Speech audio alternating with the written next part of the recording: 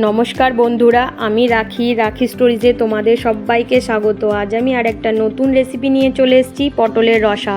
তোমরা বাড়িতে অনেক রকম করেই পটলের রসা বানাও, একবার এরকম করে বানিও, খুব ভালো লাগবে।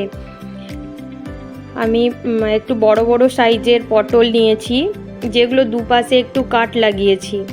আমি কড়াতে একটু তেল দিয়ে তাতে এক এক করে পটলগুলো ছেড়ে দিয়েছি।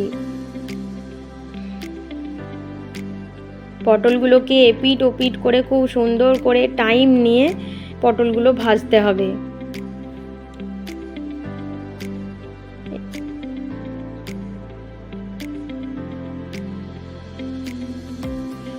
খুব সুন্দর করে ভাজতে হবে যতক্ষণ না পটলটা একটু সেদ্ধ হচ্ছে আর ওর মধ্যে একটু কালার চলে আসছে।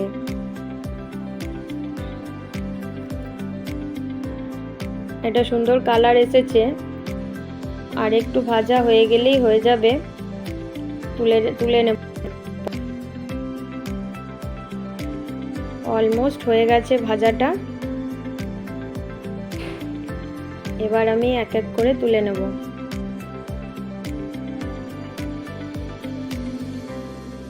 আমি এক এক করে সব পটলগুলোকে তুলে নিয়ে আবার রান্নায় ফিরছি।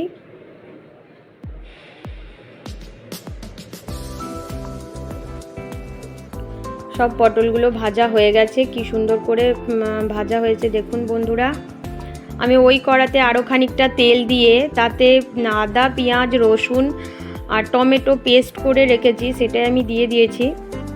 আর ফোড়নে আমি দিয়েছিলাম তেজপাতা আর গোটা গরম মশলা। তার মধ্যে আমি লঙ্কা গুঁড়ো, হলুদ গুঁড়ো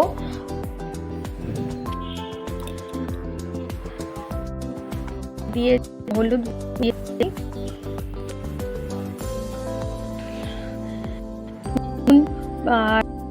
আন্দাজ মতো আমি দিয়ে দিয়েছি। এরপর এই মশলাটাকে খুব সুন্দর করে কষাতে হবে। আমি একটু জল ঢেলে দিলাম যাতে মশলাটাকে খুব সুন্দর করে কষানো যায়। আমি আর একটু কষিয়ে নিচ্ছি খুব সুন্দর করে।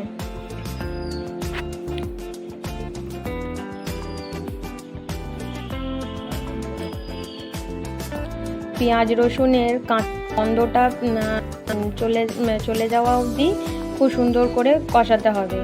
এরপর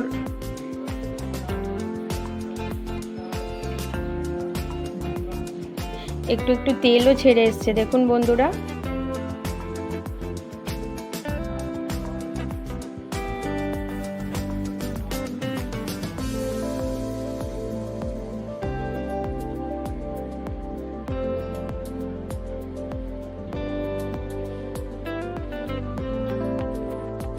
আবারও আমি একটু নেড়ে নিলাম। এর আমি একটু জল ঢেলে দিলাম। ব্যাস এই জলটা আরও খানিকটা জল ঢেলে আমি মশলাটাকে একটু কষিয়ে নিচ্ছি জল ঢেলে।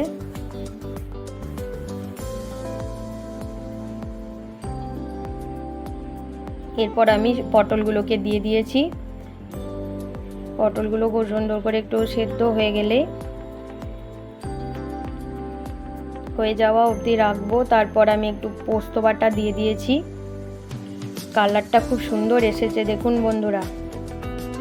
খুব বেশি মশলা কিছু নেই, তার মধ্যেও রান্নাটা এত টেস্টি হয়। আপনারা বাড়িতে বানাবেন, আর ভালো লাগলে আমাকে কমেন্ট করবেন।